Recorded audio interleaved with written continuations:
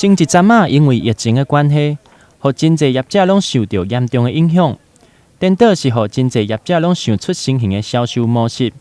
伫8月11号的中昼，由爱心总铺师蔡瑞成发起的出走料理面交快闪的活动。这摆活动将对市政府各有市会同仁会用透过线顶来点餐，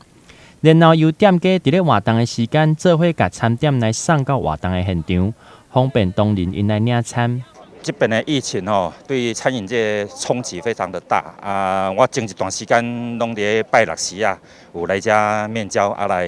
做一寡便当来遮摕互市内的人客啊，有一寡料理工作室的朋友讲，咱一起来这边一起面交的话，或许效果会更好啊！所以，阮就伫顶2礼拜的时阵有来这边面交快闪的活动，啊个加上这边了，阮就讲咱来找市政府合作啊，参市议会做伙来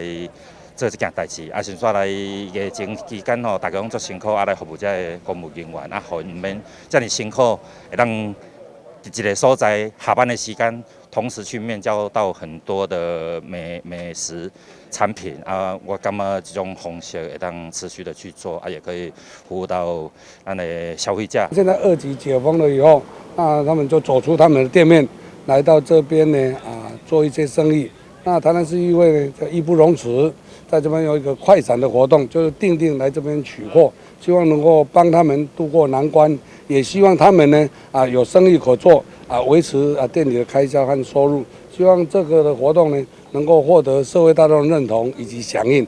活动的期间，议长郭信良嘛亲身到现场表达支持，嘛肯定餐饮业者为着要因应疫情来开创出甲传统无同款的行销模式，透过这个方式，会用互大家伫咧同一个时间买到无同餐厅的餐点，嘛互领餐的地点变甲更较单纯，甚至伫餐点的部分更会当拍折。实在是足大心的做法。台南新闻林根刘品言采访报道。